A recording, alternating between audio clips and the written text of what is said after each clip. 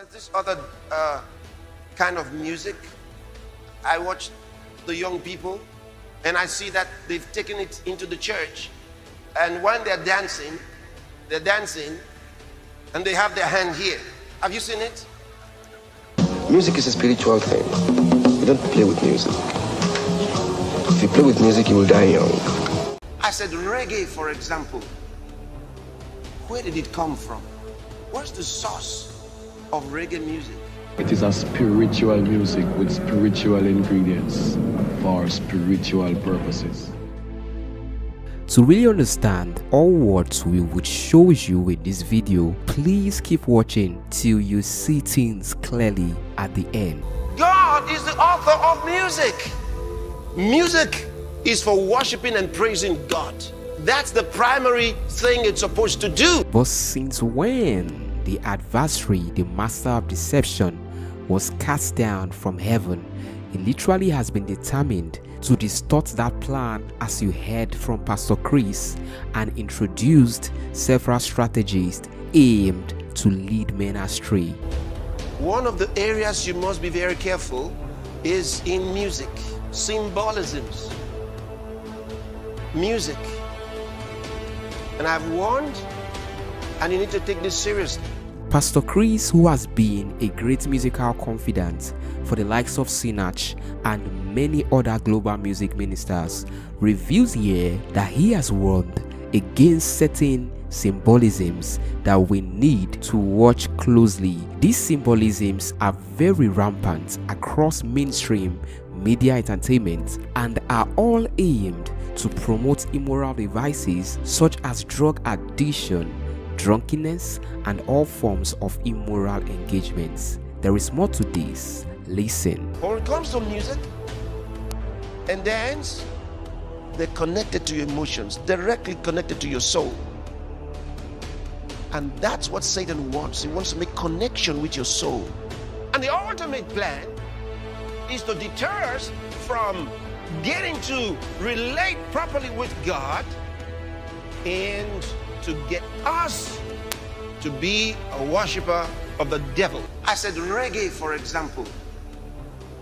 Where did it come from? What's the source of reggae music?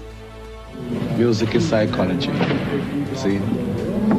And if the music does not penetrate the heart, the soul, and the mind, and the body, then you ain't gonna feel it. Because reggae music is not something that you hear, it's something you feel. See? And if you don't feel it, you can't know it.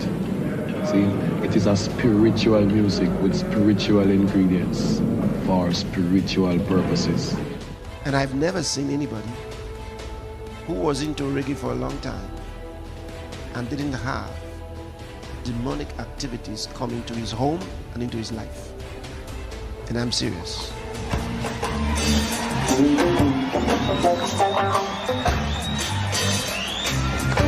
So don't deceive yourself. So, oh, well, God has called me into this. If God is calling you into something, it needs to be pure. It needs to be from God. It shouldn't be something that's going to be bringing devils into your life. But reggae is not the only one. Have you ever noticed juju worshippers? They drum a lot. They drum a lot. And they dance a lot.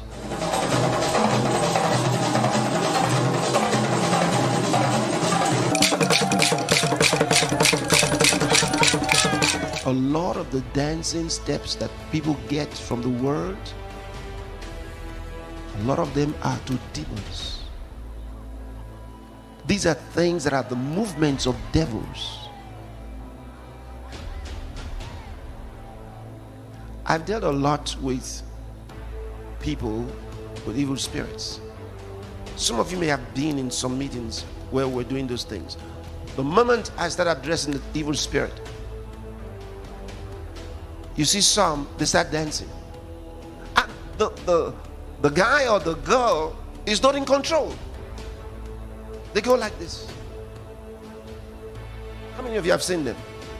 And you think they're going to fall. They can bend in an awkward way and still be standing. Why? Because it's not them, it's the evil spirit. And they're twisting themselves in some funny way. If you began to drum for them, they'll show you their dance. The same dance that they do at the shrines. Music is a spiritual thing. You don't play with music. If you play with music, you will die young. You see, because when the higher forces give you the gift of music, musicianship, it must be well used. Unknown to many, music and acts have been so far used to promote all forms of negative worship and driving the agenda of the adversary for many years.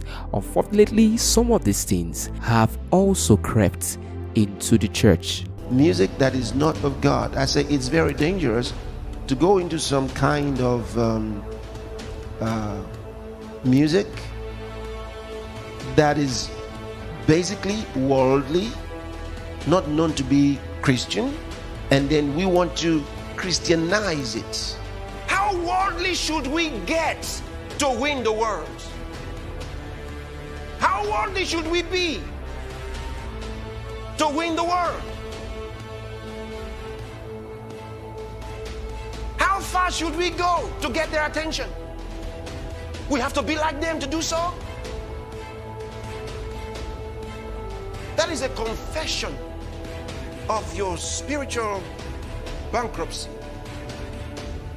Because if you were full of the Spirit, just think the very thought of it. If the apostles said, you see, we have to be like the Pharisees to win them. That's not what Paul was saying when he talked about being like a Jew. That's not what he meant. But we don't have to now be like them. We don't have to have their music for them to listen to our music. We don't have to dance like them for them to think like we're dancing for God. Then there's this other kind of music. I watch the young people and I see that they've taken it into the church. And when they're dancing and they have their hand here. Have you seen it? Have you seen it? Very stupid dance. Very stupid dance. Very offensive dance. And they've carried it from the world and brought it into church. The reason I'm telling you this is about symbolisms. There are dances that people have and they're doing them in churches, but these dances are demonic. They're inspired by demons. And they're being danced in churches by so-called music leaders and music, whatever they call themselves. What's actually happening is these are offerings and libations that are being offered to Satan through symbolisms.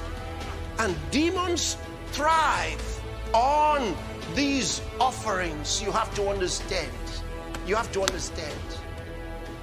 Demons feed on worship. It's really great to understand that non-Christian music on its own is really different from all what it appears to be. It's been presented to be so entertaining and intriguing, but music like this have been used greatly as a negative weapon to drive the mindset of several young and growing individuals. The strange gods of music have mastered the act of repetitive administration of wrong ideas, thoughts, habits and lifestyles, hence making it active in their subconscious minds, a faculty which makes individuals act without much thinking and reasoning.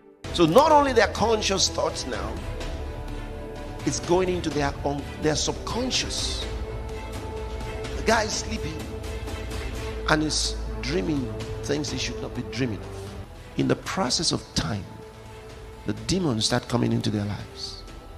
Because it's an invitation to devils. First, unclean thoughts. Either they might be thoughts of fear or they're thoughts of a sensual nature. Unclean thoughts that come into them. You find a Christian, a nice Christian who loves the Lord, But now he's struggling with unclean thoughts, dirty thoughts, sexual thoughts. And he doesn't know where they're coming from. They're coming from the dance, they're coming from the music. They're coming sometimes from the books they're reading. How does Christ come into the heart of a man? When you believe in Jesus Christ, he comes into your heart. You don't see the process.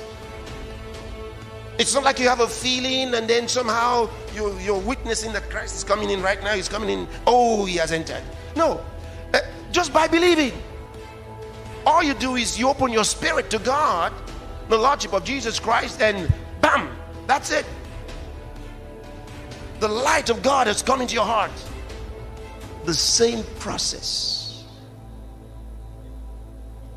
You open those things and you're looking at things that the demons have inspired. Once your heart goes out to them, that's it. You have demons following you from then on.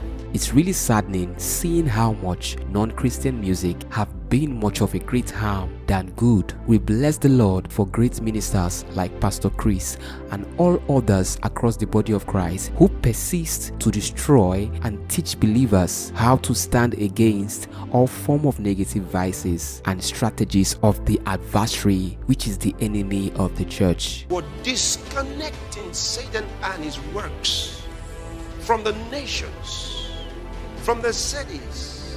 We're disconnecting him. And he cannot proceed. He cannot proceed with his acts. He cannot proceed. Please go out there and inform all those whom you know and love about this evil agenda being carried out through music. And most importantly, make sure you guard yourself against this negative agenda being carried out through music.